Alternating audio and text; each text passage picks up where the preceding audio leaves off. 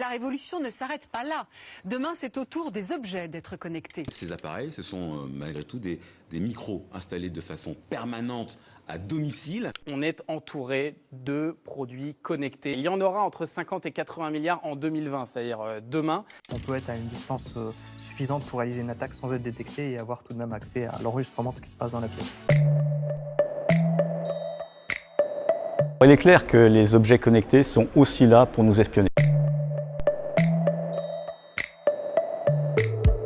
Ce n'est pas la seule finalité, mais pour les gros acteurs que sont les Google, les Amazon, les Facebook et d'autres acteurs impliqués dans cet écosystème, il y a un objectif de collecter des données à caractère personnel sur les utilisateurs. Le téléphone portable est effectivement l'un des principaux vecteurs de collecte d'informations personnelles. Ils vont avoir des informations à la fois sur nos centres d'intérêt, via les applications que l'on a installées sur son smartphone. Il y a aussi des applications extrêmement intrusives en termes de localisation. En particulier, c'est le cas des assistants personnels. Google Assistant, par exemple, sont des applications qui collectent en permanence votre localisation.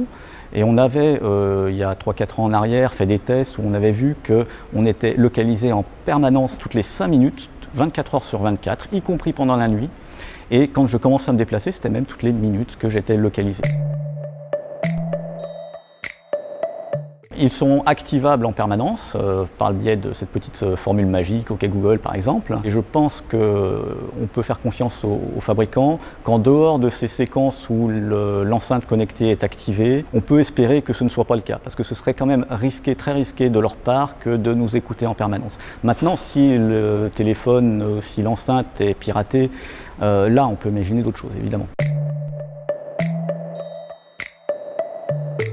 Les aspirateurs sont devenus tellement perfectionnés que certains d'entre eux sont même capables de cartographier mon habitat. On peut penser que ces informations, la cartographie de l'habitat va être échangée avec ces acteurs, d'autant plus que derrière, on va pouvoir par exemple, calculer la surface de l'appartement. Quand on est dans un quartier très recherché, ce sont des informations qui vont permettre très facilement d'avoir des informations sur la classe socio-professionnelle de la famille. Ça participe à cette collecte d'informations pour profiler, pour avoir une image très précise des différentes personnes.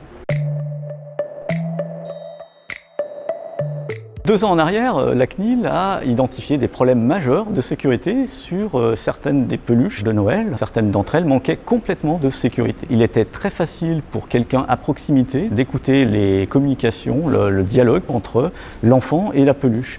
Et ça pose des problèmes majeurs puisque ce sont des informations relatives à des personnes vulnérables. Ces peluches ont été très rapidement retirées du marché. Il faut faire très attention effectivement à ce type d'objet, parce que l'objectif premier des fabricants est surtout d'ajouter des fonctionnalités à ces objets, plus que de travailler sur la sécurité de ces objets. S'il y a une attaque, on peut potentiellement prendre le contrôle de ces objets. Ce sont des objets qui, comme je l'ai dit, sont en général très vulnérables d'un point de vue sécurité. Ils n'ont, pour beaucoup d'entre eux, pas été pensés avec comme objectif d'apporter une sécurité solide. Et donc, on peut s'exposer à ce type de problème. Quand je veux effectivement contrôler une ampoule depuis mon canapé, alors qu'elle est à quelques mètres de moi, il y a des échanges qui vont transiter sur Internet, qui vont pour certains d'entre eux traverser l'Atlantique. Parfois, en particulier quand il s'agit d'enceintes connectées, ça va être supérieur au mégaoctet. Donc ce sont vraiment des volumes d'informations considérables qui peuvent être comme cela, échangés à travers l'Atlantique, alors que je suis, et je répète, à quelques mètres de mon ampoule. Ça pose des problèmes, non seulement en termes de respect de la vie privée, en termes de souveraineté, puisque ce sont des acteurs de droit étranger, mais aussi en termes écologiques, où là on peut se poser la question de savoir si c'est bien responsable que de générer les trafics qui traversent l'Atlantique, alors que je pourrais tout simplement actionner un interrupteur si j'étais sur une approche un peu traditionnelle.